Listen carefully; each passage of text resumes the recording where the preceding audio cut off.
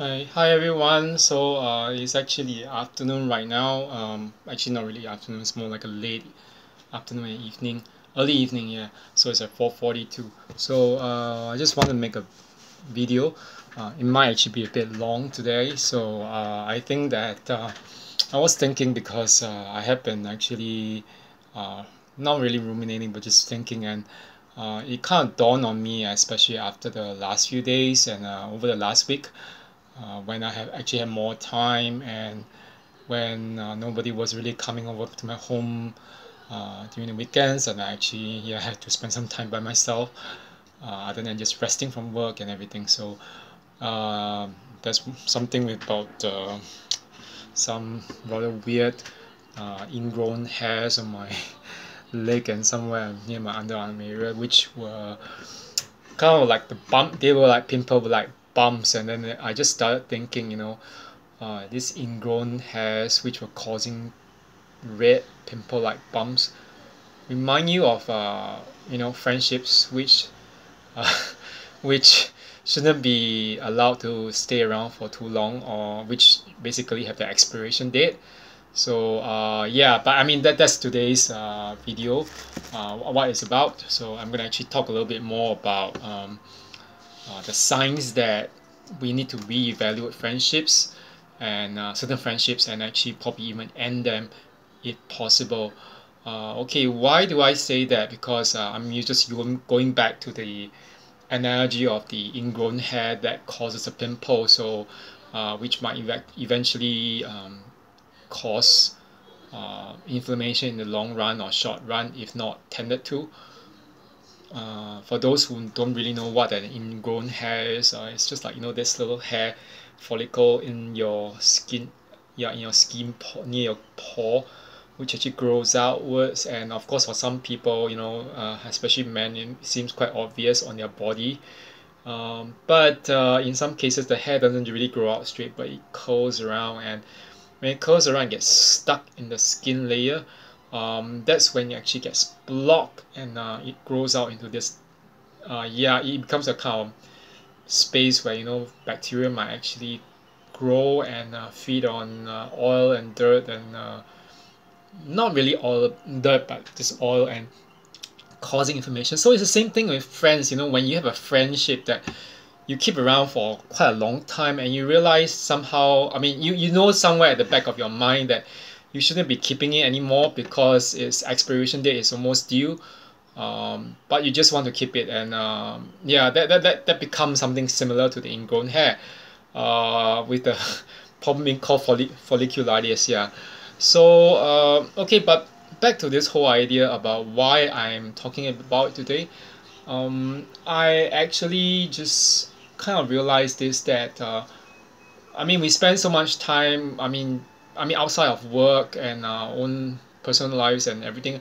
And other than dating, or even family, there's the other relationship called friendship that we give so much time to and our effort. And sometimes, even when it comes to certain things like narcissistic relationships, we don't really seem to be aware that we might actually have some friends who are also narcissistic, or just in it so that they can get something out of you. And they're in it more to get something out of you than to give to you. So, and sometimes, I mean, it's not that the friend is a bad person, it's just that the person doesn't really know when to grow up, and they haven't really grown up enough to face their own demons or their own problems, and that leads to them becoming toxic to you. So okay, but I'm gonna actually make this video more now, and just to talk about the signs that we need to reevaluate the friendship. Because personally, last week as well, I had this particular experience where I had to basically just face the fact that one such friendship wasn't really good for me.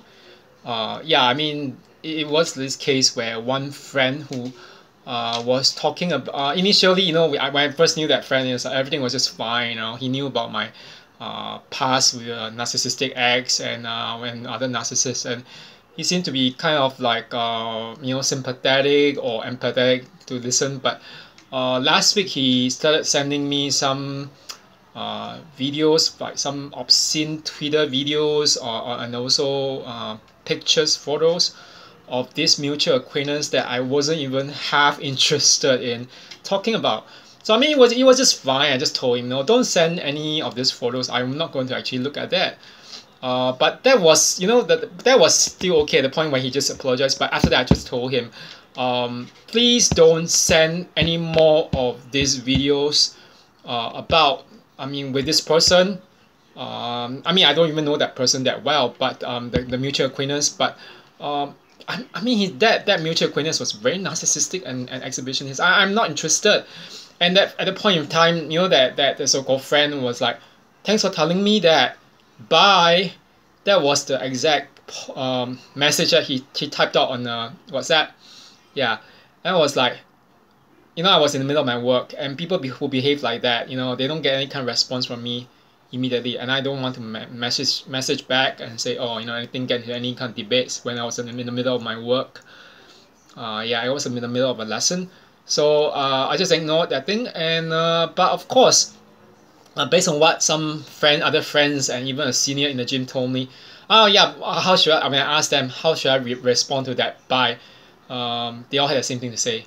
Bye means bye, literally. And obviously that friend took very personal offense at my setting of boundaries. So yeah, it's just a kind of lesson that, I mean, I wouldn't say I learned it the hard way, but I was already like knowing that, I mean, by the time he said bye, I kind of knew this is really covert aggression.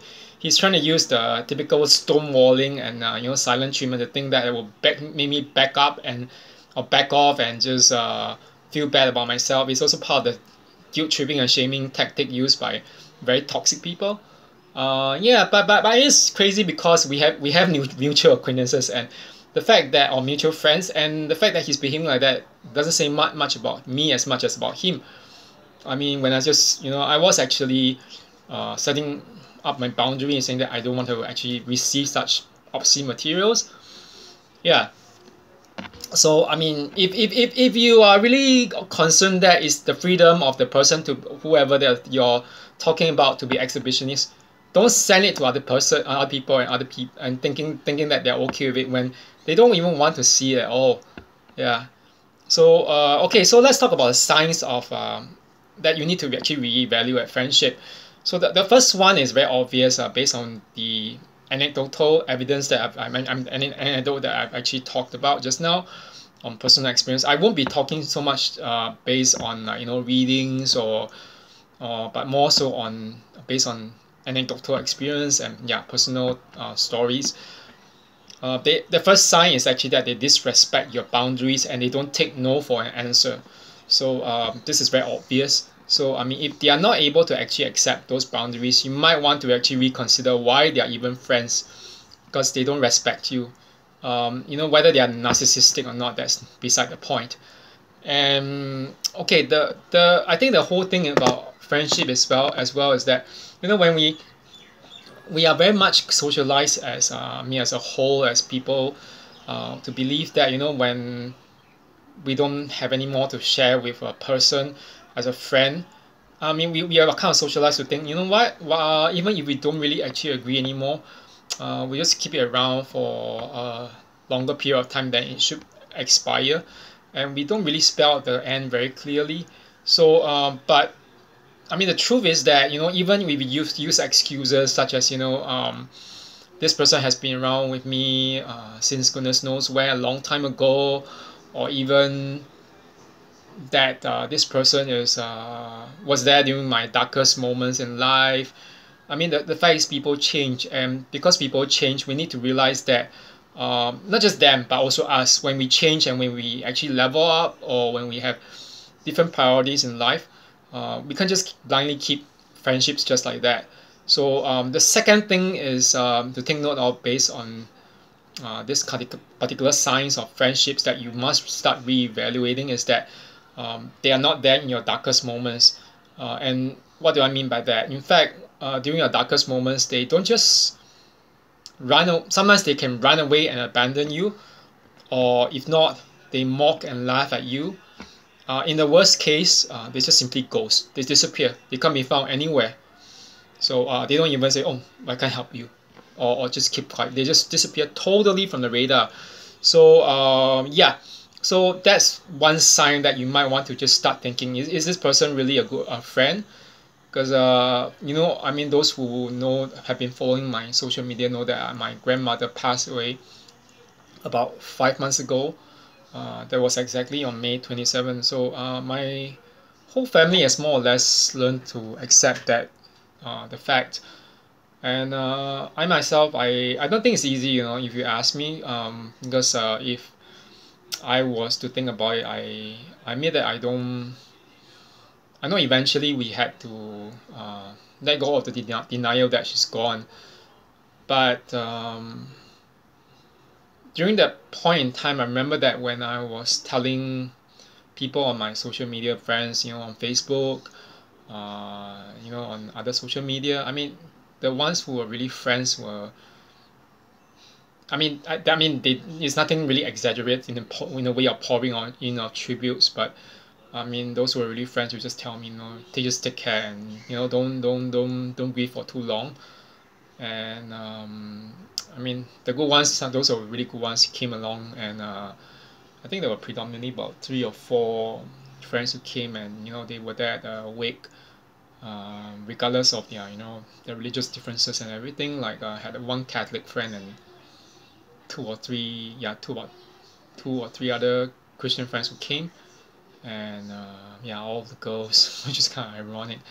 And then of course, it just kind of makes you realize that, you know, like when we say friends, what is really a friend? That's the other thing. Some of them are not there in your darkest moments, and even during the point when I was also going through my own episode with narcissistic abuse. I mean, the majority people left me. There were only those few friends that stuck around. So and that kind of made you realize, yeah, it really makes you realize who your friends are, whom you ought to just, you know, start getting rid of. Yeah, and okay, then the third sign is that these friends don't really hear you out. They do not hear you out when you need help, when you need a listening ear. But at the same time, they demand that you give to them. In this case, it's not a very symmetrical relationship. Yeah, regardless of whether they are narcissists or not, it's just not a very symmetrical relationship. So yeah, and then the other thing is that they cast aspersions on your dreams and goals. When I say they cast aspersions on your dreams goals, they will say things like, oh yeah, you're too old to do that, you're, you know, maybe what if you do this and you don't succeed, maybe you won't make it. And I mean, it's the kind of, you know, negative.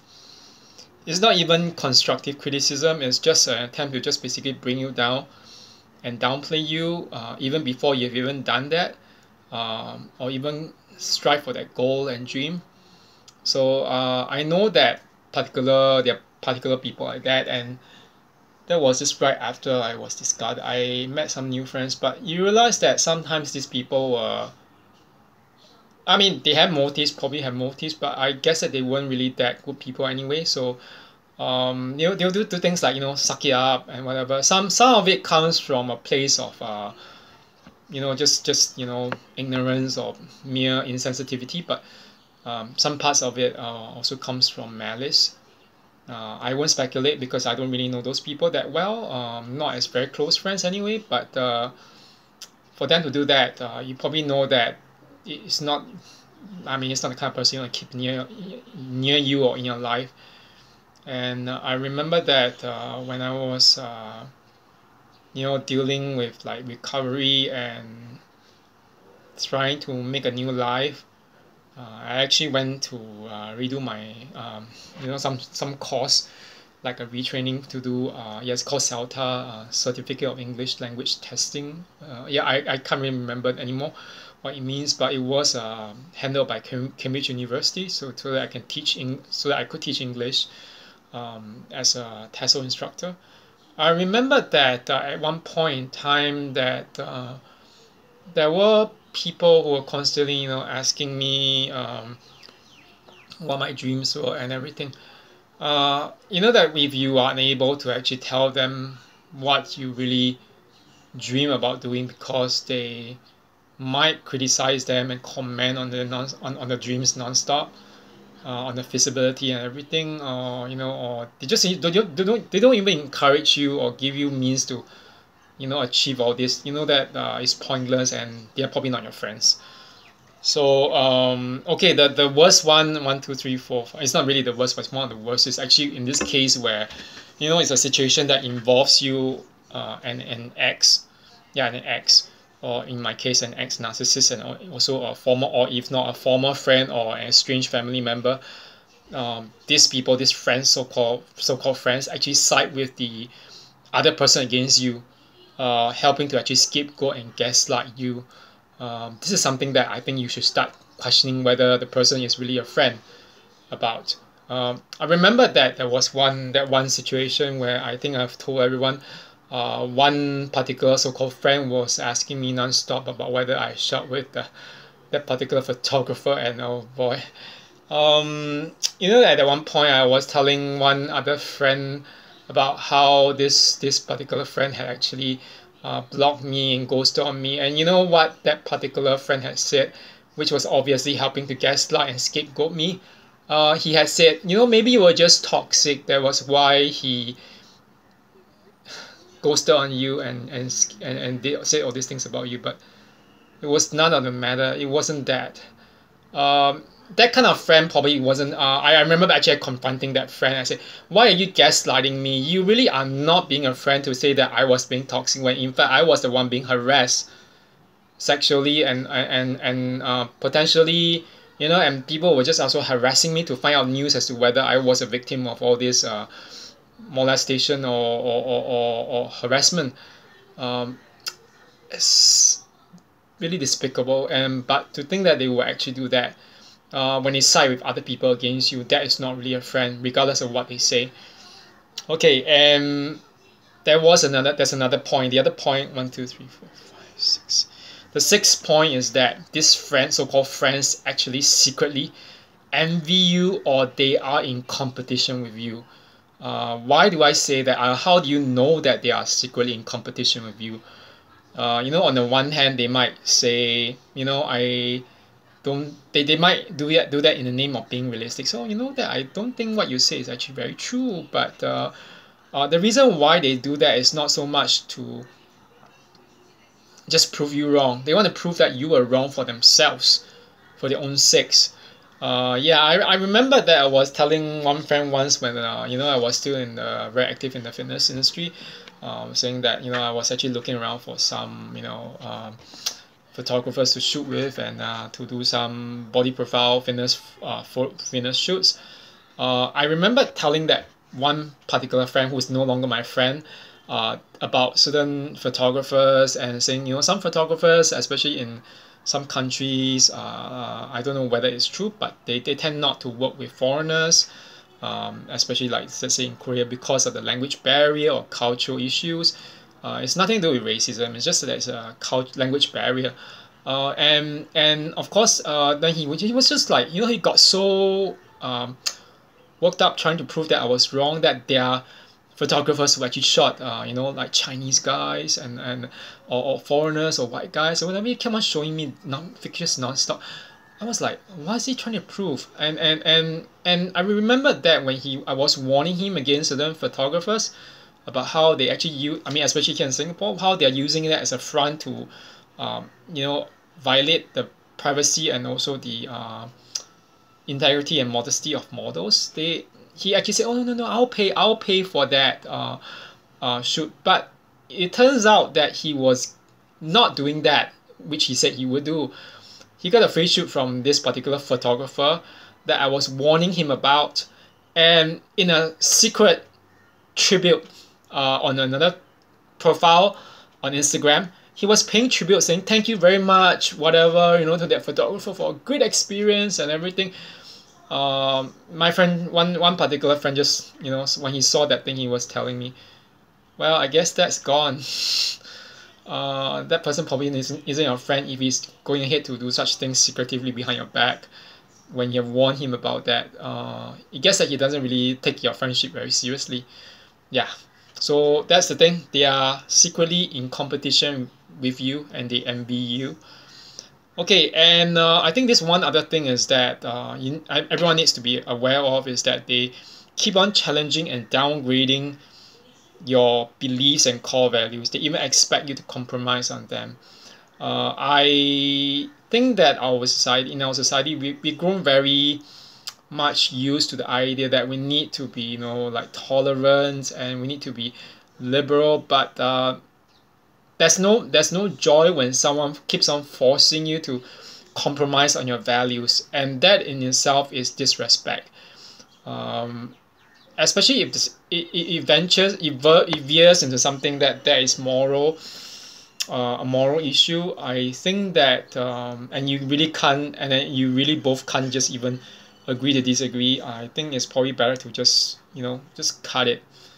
Yeah. So okay, there are a few other things I would say about 10 other points, but I mean it's gonna take a long time, but I'll probably just go through about 2 or 3 more before I'll move on to another video to talk about this.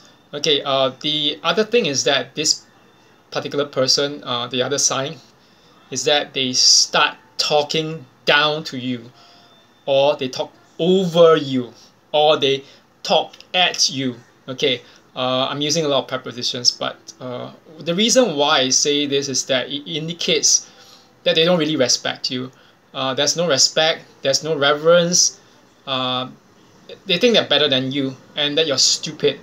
So yeah, that's why they talk down to you or over you or at you. They think that you're so dumb that they can't really just do anything but just talk down to you.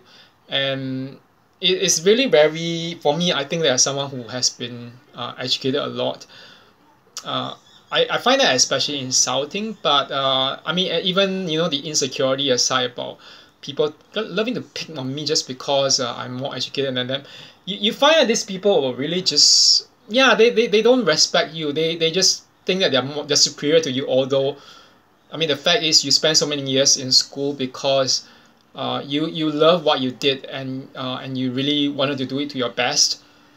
But they keep on downplaying you, and that's not what you want from a friend. Okay, the last one, which I think for this video, is that they try to control the outcome of things in your life, probably even trying to pressurize you to do what you are not going to do. Yeah, so that's the last point. They try to control the outcome of things in your life. So I have had one friend quite a number of years ago, like 5 years ago. That was just right after she came back from France, and but I mean, that was one thing aside. She had an issue with Australians. I think it's just I don't know, racist or cultural thing, but she's a horrible person. I don't even think she's a good person because she's racist herself. And she just when at that point in time I had just come back from Australia for about maybe 1 or 2 years already, and I remember that my permanent residency was still in action, but she tried so hard just because she didn't like Australians to tell me, why don't you just give up your permanent residency? For your information, Miss Victoria, okay, people don't give up their permanent residencies. It actually lapses, and it's none of your freaking business what I do with it. Yeah. Whether I want to go back or not is none of your freaking business. Even as a friend, you have no business telling me what I'm supposed to do with my life. Okay? So when they start trying to control what you're going to do in your life, thinking that this is it, they don't really respect you. They think that they're superior to you, that you're dumb again, that you don't deserve to do what you need to do. They don't even give you any autonomy. Okay? So that's probably the last one that I'll talk about for this video. Okay, so what's the moral of all this? Okay, I think the moral of all this, I just want to go back to this, what to take away from with all this 1, 2, 3, 4, 5, 6, 7, 8, 9, with these 9 points. You know that our society, we're just used to keeping on things when it needs to expire. When a friendship has become so toxic, uh, I don't really recommend actually keeping it. So if you really need to drop these friends, especially if they have become rather narcissistic and toxic, it's time to really just move on. And I mean, moving on is not easy, of course, but I think it's all for your own good. And you don't want to end up in a state where you are being covertly being manipulated by someone. Yeah. So I'll make another video again about this red flags and warning signs that you need to reevaluate the friendship in another video, as well as things to look out for. Okay, so that's it for now. Okay, bye bye.